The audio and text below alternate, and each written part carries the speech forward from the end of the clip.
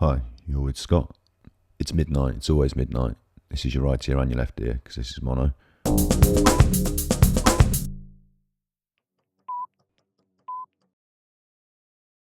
This is Chris, the overgrown sheep. He made international news in 2015 after being found in this state. In approximately 2009, Chris wandered off from the herd and got lost. Because what are you going to do? Sheep are just going to wander off, right? And consequently, he wasn't getting sheared. His wool continued to grow and grow, and so when he was found, 6 years later, he'd put on 88 pounds of wool. Whilst this was quite a sight, it was also dangerous and unhealthy, and there was RSPCA attention on Chris. These overgrown sheep may seem like rarities, but the truth is they're not anomalies. Every merino sheep would end up like this if not regularly sheared of their wool. Merino sheep are far from natural. They're a hybrid created in the 12th or 13th century. They're specifically bred to increase their wool production. Centuries before discoveries and understandings of genetics and DNA, this now standard breed was created through a crude early form of genetic modification, interbreeding and crossbreeding. This website, Roy's Farm, has I'm not promoting Roy's Farm here, but he wrote a really sort of evocative description. The Spanish breeders introduced English sheep breeds, which they used and bred with the local sheep breeds for developing the merino sheep in the 13th and 14th centuries. This influence was openly documented by the Spanish writers at the time. Most of the flocks of these animals were owned by nobility or the church, and the flock grazed at the southern plains of Spain in winter and the northern highlands in summer. The merino sheep is the foundation stock of many well-known and modern sheep breeds, and today they're available in many countries, almost throughout the world. So, there you go. So they were introduced by Spanish breeders in the 13th and 14th centuries, and are now found throughout the world. So this sheep would not exist in the wild. They wouldn't have evolved, and they wouldn't be able to survive naturally. Their overgrown wool would eventually lead to fatal conditions, and eventually the breed would become extinct. This leads us on to Flystrike, which is a bit unpleasant, so if you're eating, you might want to look away. But to be fair, most of the images from the National Animal Disease Information Service are fairly blurry. In modern sheep farming, shearing twice annually is essential to avoid health hazards. Overgrown wool traps dirt and moisture, and flies lay eggs in the coat of the sheep. The eggs hatch, and the maggots feed on the flesh of the sheep. This horrific infestation can kill a sheep in days, and is most common in summer. In the UK, blowfly strike occurs on over 80% of sheep farms. Blowfly strike occurs on over 80% of sheep farms. An average of 1.5% of ewes and 3% of lambs.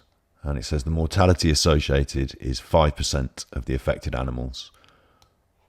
So let's just quickly run some of these numbers. There's 23.1 million sheep in the UK.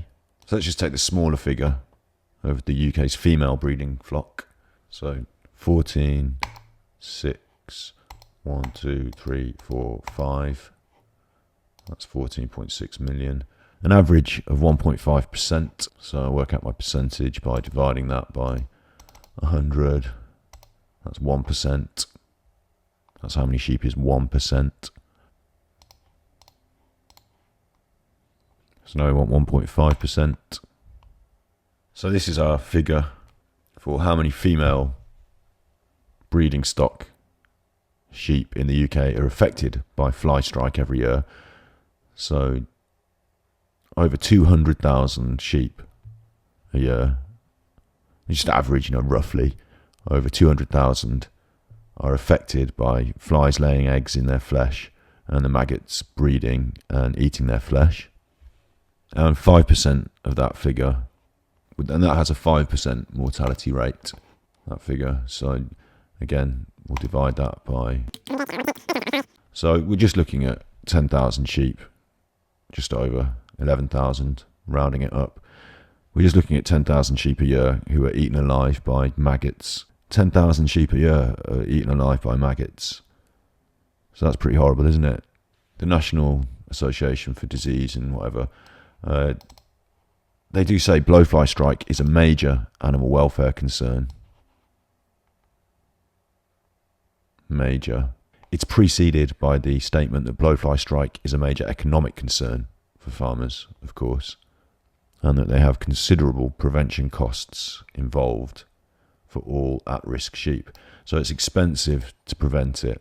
So in the UK alone, Flystrike accounts for over 10,000 ovine deaths. That's 10,950 sheep eaten alive by maggots every year. That's just in the UK. We're looking at similar figures, aren't we, in other sheep rearing communities. In the summer, farmers who do not shear and dip their sheep early enough risk the lives and welfare of their herd. It seems to be considered an acceptable risk, and amongst the public for hundreds of years now, this seems to be an acceptable loss in exchange for wool and wool products. So what of the sheep if the whole world went vegan? These animals would not survive in the wild. Clearly, the ones that exist now would need to be looked after, sheared regularly, fed, housed, and there may be an argument for the continued breeding of animals that would not otherwise survive in the wild. Or it might be kinder to not continue to breed an animal that could not survive in the wild. Or even worse, in the case of these sheep, that has an inbuilt self-destruct mechanism. What are your thoughts? You can leave them in the comments. What should we do about what should we do about sheep?